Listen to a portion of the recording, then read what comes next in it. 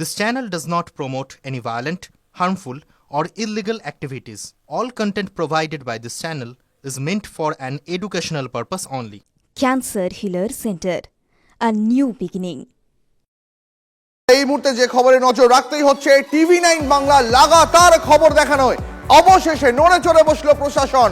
লাগাতার খবরের চাপ, 3 গুন্ডা সিভিক ভলেন্টিয়ারকে ক্লোজ করলো পুলিশ। এই মুহূর্তের বড় আপডেট আপনাদের জানিয়ে রাখি, 3 গুন্ডা সিভিক ভলেন্টিয়ারকে পুলিশ ক্লোজ করলো। কথা বলবো আমাদের সঙ্গে মালদা থেকে আমাদের সহকর্মী সুব্রতোষ রয়েছেন আবার আমাদের সঙ্গে। সুব্রতোষ, সংক্রমণের মতন যে দাদাগিরি রোগ ছড়িয়ে পড়েছে জেলা থেকে রাজ্য জুড়ে, এই 3 জন সিভিক ভলেন্টিয়ারকে ক্লোজ করলে কি সেই রোগ আটকানো যাবে?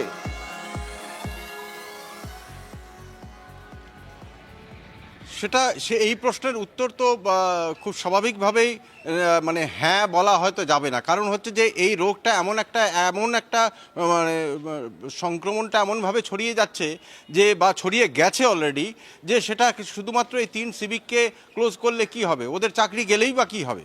কারণ এতে এই রকম নিদর্শন তো বারবার উঠে এসেছে। এদের ঔদ্ধত্য কোন জায়গায় যে তারা নিয়মিতভাবে দাপটের সাথে টাকা চায়, তোলাবাজি করে, না দিলে মারধর করে এবং তুলে নিয়ে গিয়ে ঘরের মধ্যে নিয়ে গিয়ে মারধর করছে। এখন বিষয়টা হচ্ছে, আর ওদেরকে এই 3 সিভিককে যে জায়গায় দায়িত্ব দিয়েছে, যে কথাটা একটু আগেও তোমাকে দীপ বলছিলাম, যে সেটা খুব গুরুত্বপূর্ণ নাকা চেকিং পয়েন্ট, যেখানে পুলিশের থাকার কথা, সেখানে সিভিককে দিয়ে হওয়ার কথা নয়। সেটা একেবারে বিহার এবং বাংলার সীমানা, যেখানে বারবার এই অভিযোগ করছে শাসক দল থেকে শুরু করে প্রত্যেকেই, যে বিহার থেকে নাকি অস্ত্র আসছে এখানে।